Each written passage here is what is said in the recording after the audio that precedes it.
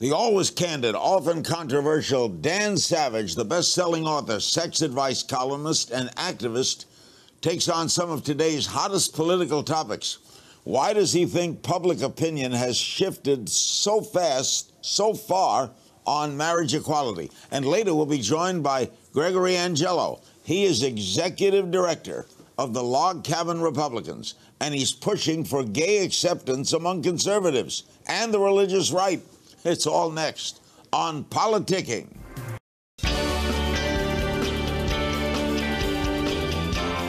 Welcome back to PoliticKIng. Joining us now is Gregory T. Angelo. He is executive director of the Log Cabin Republicans and executive director of the Liberty Education Forum, a think tank advocating a message of gay acceptance among conservatives and people of faith. He's in Washington. And Dan Savage, the author of American Savage, Insights, Slights, and Fights on Faith, Sex, Love, and Politics. He remains with us from Seattle.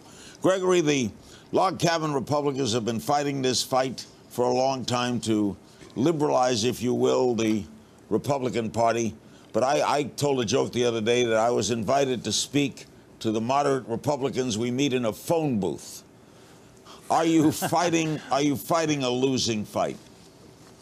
I don't think so, Larry. Certainly, I joke with people. I say my job is often the most frustrating, but sometimes the most thrilling. And it's those thrilling moments, like just last week when we had Congressman Charlie Dent, a Republican from Pennsylvania, step out as the latest sitting Republican congressman in support of marriage equality.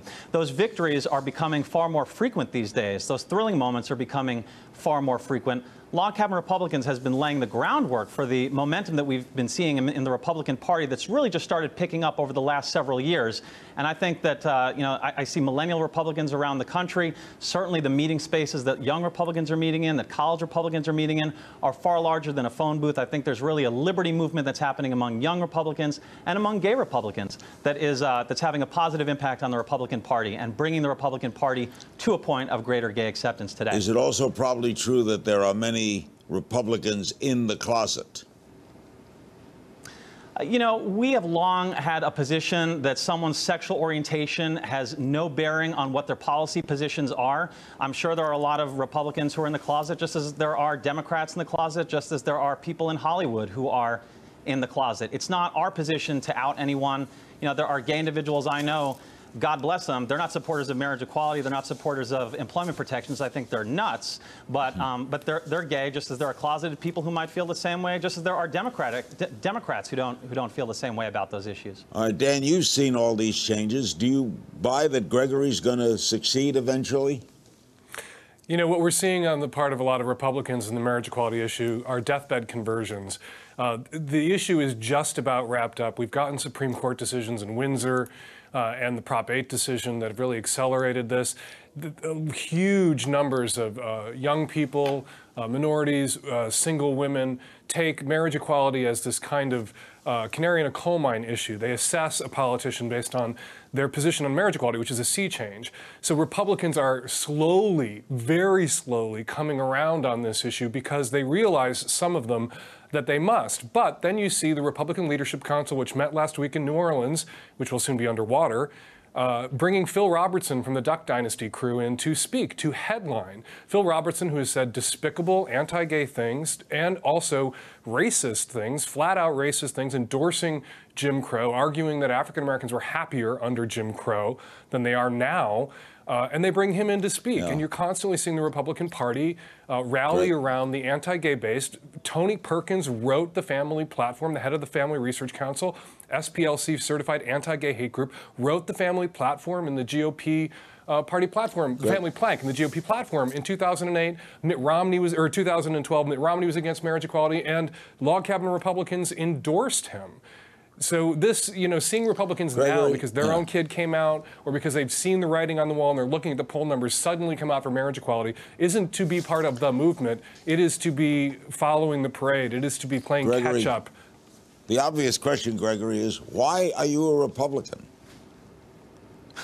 Larry, I hear that question a lot, and there's a number of different answers I can give. I mean, I guess the short answer would be that for those who understand, no explanation is necessary. For those who don't get it, it's almost as though no amount of explaining will do. The short answer is that, you know, much like the greater electorate in the United States, people who are gay Republicans are not single-issue voters. Certainly there are people within log cabin Republicans who put LGBT issues first and foremost when they're in that voting booth. And for those individuals, voting for Mitt Romney was not in the cards last year. When we endorsed Mitt Romney in 2012, we did so with a qualified endorsement, where we explicitly said to those members who put LGBT issues first and foremost, we would advise looking at a different candidate. But there are other gay Republicans out there, and also straight Republican supporters of equal rights for gays and lesbians, who put pocketbook issues first and foremost, who put fiscal issues first and foremost. And that's why they're supporters of log cabin Republicans, and that's why they support and vote for individuals within the Republican Party. I'd point out that, you know, just voting for a Republican or being a supporter of log cabin Republicans is not a carte blanche ticket to say that you support everything that the Republican Party formally stands for. Let's take an issue, Gregory. Do you support Obamacare or not? We're the only LGBT advocacy organization that is on the Obamacare repeal coalition. We feel that there are better solutions to health care that do not involve entwining the government in these health care decisions. When you start relying upon government as the solution to your problems, you're going down an extremely slippery slope, because if there are difficulties there, you have no recourse. The only place you can turn is to more government. We look at less government and more freedom as what is truly empowering to Americans, and specifically to LGBT individuals around the country. Stay with us. More on this fascinating debate when we return.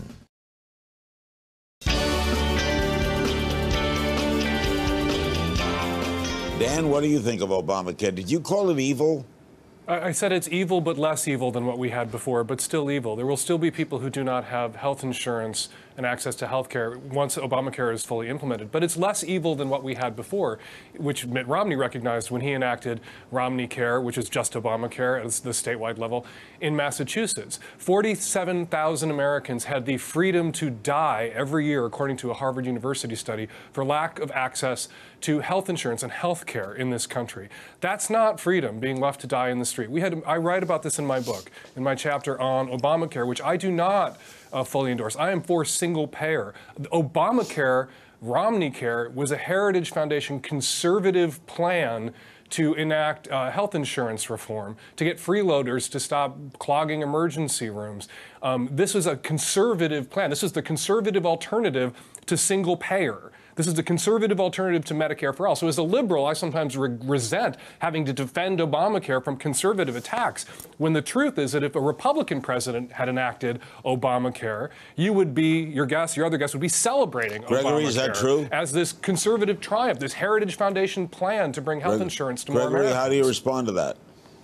Well, number one, I don't like engaging in hypotheticals, so there's no way to conclude how log cabin Republicans would have reacted had John McCain been elected president and if he had pushed health care reform. No one is denying, Democrat or Republican, that reform is necessary. The difference is the means by which we pursue that reform. The difference is the channels that we empower to achieve that reform. Gregory, you know what? If single payer is good enough for Vatican City and Israel, I think it's good enough for us. I don't know where you are in Israel, but most conservatives support Israel and everything it does, and they have a single-payer healthcare system. And I think we would argue, we'd both agree, that Israel is a democracy, and it has survived. So single-payer for Israel, single-payer for the United States. Gregory, tell me about the log cabin Republicans. How strong are you? How big are you? What's your impact? Yeah, well, sure. Well, I guess those are two separate questions, right? We have 30,000 members around the country. We have 39 chapters in 24 states and growing. But for me, it's not just a numbers game. I mean, if you look at the number of people who identify as gay or lesbian who vote Republican in presidential elections, you know, the last two presidential elections, the numbers have vacillated between 1 and 3 in 2008 to 1 and 4 in 2012. So certainly the number of people who identify as gay or lesbian, at least a quarter of them find something to identify with in the Republican Party and in Republican candidates. Beyond that, there's work that we are doing at the grassroots level. You know, certainly it doesn't take that many people to affect change. You know, I was just down in Fort Worth last week. We're working to change the anti-gay language in the Texas GOP platform. You know, Dan, you talked before about, you know, being at the tip of the spear. Log Cabin Republicans has been at the tip of the spear in some of the reddest of the red states. And it's our members and our local chapters there that are pushing the grassroots, are holding party leadership leadership's feet to the fire and making the younger generation of Republicans aware of anti-gay animus that exists within the GOP and pushing back against that. Dan, shouldn't you be happy that there are log cabin Republicans? I'm happy that there are some people in the Republican Party pushing back against it. I think you need to recognize that you're losing and have been losing ground to social conservatives. The Republican Party has become smaller, harder, and hatier than it was before. And when you fall from 1 in 3 gay voters going Republican in 2008 to 1 in 4 gay voters, and it was less than that, I believe, I think it was 21%, or 1 in 5 in 2012, that's not growing, that's shrinking, and shrinking remarkably fast as people see the Republican Party doubling and tripling down on anti-gay hate. Gregory? Dan, if you don't mind me answering. Dan, I think I was brought on today to talk about common ground that we might have, and this is an area that I think we do share the same opinion. Definitely, the Republican Party is at a crossroads right now, and I think that you've seen a tremendous shift happen, not just in the last 10 years, but really in the last 4 years, last 8 years within the American electorate. And I think that what you saw really brilliantly play out in 2012 was the Democrats use almost a bizarro world Karl Rove 2004 strategy, where in 2004 you could use gay issues as a wedge issue to drive Republicans to the polls. In 2012, gay issues were used as a wedge issue to drive Democrats to the polls. You had pro-equality Democrats pushing Republicans to the side. That's why the gay electorate numbers went down in 2012. I think that we become such a gerrymandered nation today, however, that unless there are Republicans advocating as Republicans to other Republicans on LGBT issues, we're not going to be in a great place politically. We need to have that work happening from within. Do you have a Republican candidate that you like of the early people that might enter the race?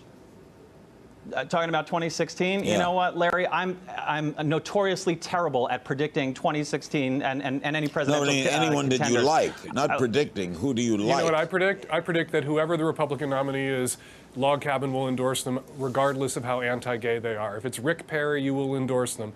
If it's Christie, you will endorse him. If it's you guys have endorsed every anti-gay Republican presidential candidate who's come down the pike. I have no expectation that Dan, that's not true. Break form. Dan, you're a student of history just as much as I am. In 2004, when George W. Bush was pushing a federal constitutional marriage amendment nationally, in that year, as I mentioned, when Republicans were using gay issues as a wedge issue, log cabin Republicans refused to endorse George W. Bush, even though we endorsed him in 2000. We advised our members not to vote for President Bush, and we'll see what happens in 2016. Certainly, I want to get through this election cycle first. We'll see what happens in the next 2 years. I think it's interesting to point out that you could have Republican presidential contenders from states that currently recognize marriage equality and from states that recognize marriage equality under their tenure as governor. So we'll see how things shake out. I'm interested in both of your opinions, before we run out of time, on that swap of the prisoner coming back for 5 Taliban prisoners being released. What are your thoughts on that, Dan? Well, the reason we would be discussing it is because conservatives are criticizing the president for doing that swap. Conservatives 6 months ago were criticizing the president for not doing enough to get that prisoner back. And John McCain was on CNN this week condemning the swap. John McCain was on CNN 4 months ago saying that he endorsed the swap because they were already talking about Guantanamo prisoner swap for this guy swap. So I just think this is getting mired down in really the anti-Obama nuttiness that has seized the right. Gregory? If Obama cured cancer and came up with fusion technologies that solved the global climate crisis, the Republicans would be against it. Gregory, what do you think of the swap?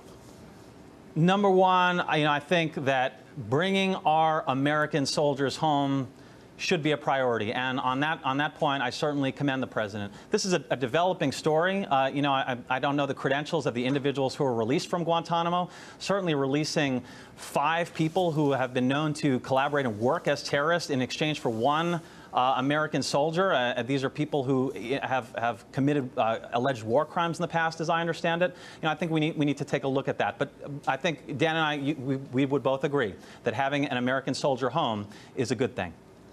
Well, there's also a question, Dad, about the soldier, isn't there? Was he a deserter? There's a debate about that now, and as I think the spokesperson from the Army said, the time to have an investigation into the circumstances around his disappearance is after we get him back, not leaving him there because we disapprove, perhaps, of his behavior leading up to his capture. We'll hope both of you come back real soon. Thank you so much, Dan and Gregory. Thank you. Thank you, Larry. We look forward to many more shows on this topic. And for my viewers out there, I want to hear from you. Join the conversation on my Facebook page. Share your thoughts on Twitter by tweeting at King's Things and using the PoliticKIng hashtag. That's all for this week's PoliticKIng.